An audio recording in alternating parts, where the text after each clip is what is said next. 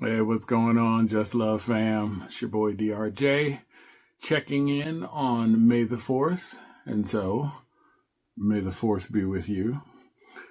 And yes, I know that is completely wrong, but I'm just doing it just because. So, hope you're having a good May the 4th. It is a time, unfortunately, where there's almost no tennis going on in the world because there's the lull after Madrid, before Rome gets started, and then snowballs into Roland Garros and Wimbledon.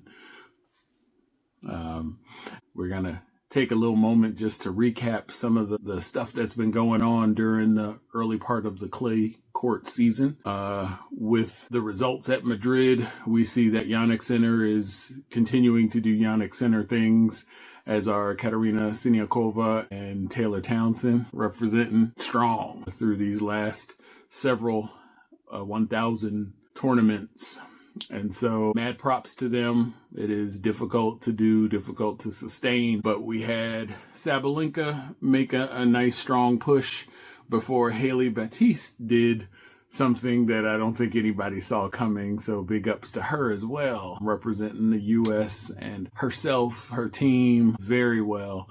And can't wait to see what the rest of the clay court season is going to bring for her. As far as other notable news, there's clearly some dissatisfaction with the electronic line calling at a lot of the events.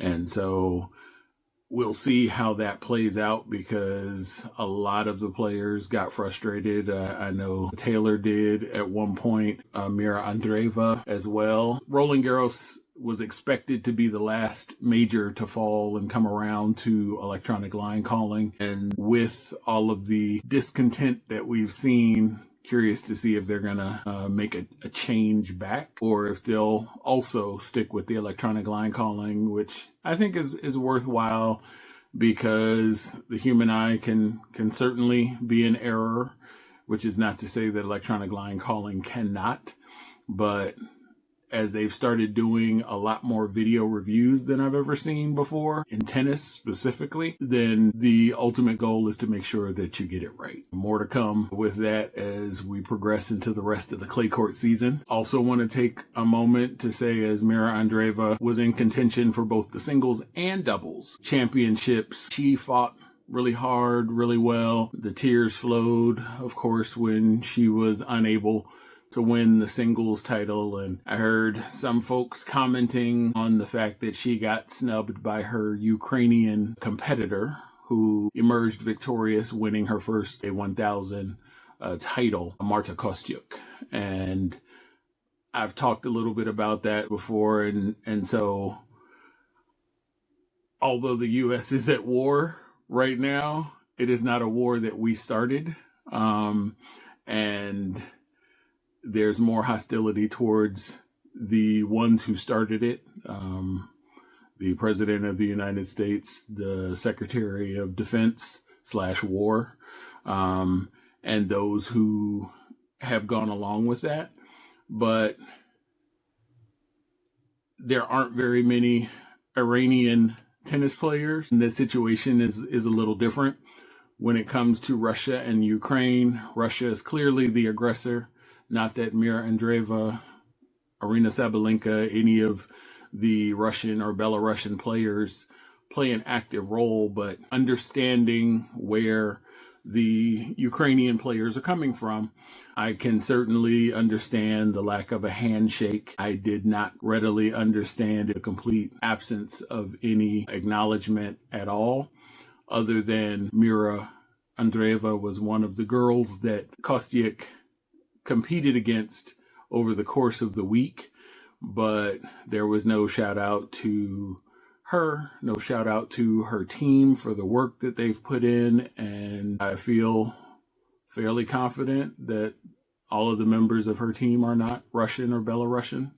And so little issue there in terms of respect, which I think others have echoed, again, said with the fact that not being Ukrainian, not being in that situation, it is not my place to judge, but, my heart went out to Mira Andreeva because she still young, still has a lot of emotion, and I love when the competitors are able to acknowledge the hard work, the fight of those who they have just battled with, win or lose, and are able to at least recognize that. They're not always in a headspace to be able to give praise, but wanted to make a comment on that as well.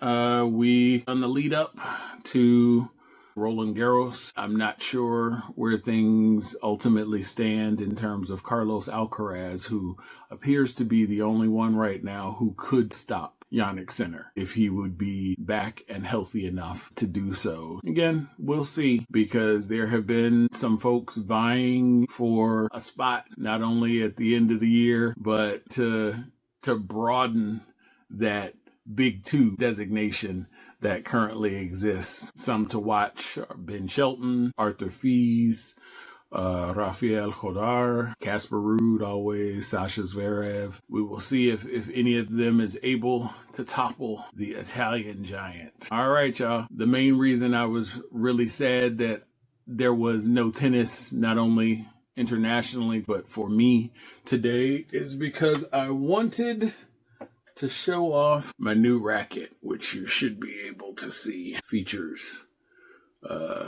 nice little Jedi themes. Hopefully tomorrow. Hope you're getting some good tennis in, and we'll be talking with you later. Take care.